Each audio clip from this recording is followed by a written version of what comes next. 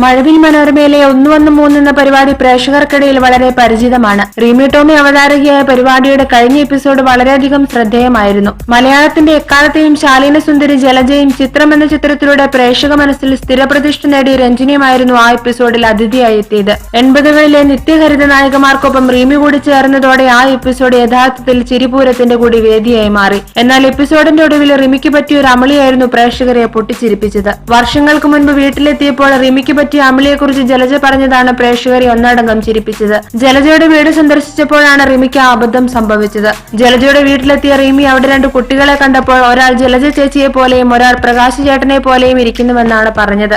ജലജയ്ക്ക് ഒരു മകൾ മാത്രമേയുള്ളൂ എന്ന് പറഞ്ഞപ്പോഴാണ് റിമിക്ക് തനിക്ക് പറ്റിയ അബദ്ധം മനസ്സിലായത്. ജലജയുടെ സുഹൃത്തിന്റെ കുട്ടിയായിരുന്നു അവിടെ ഉണ്ടായിരുന്നത്.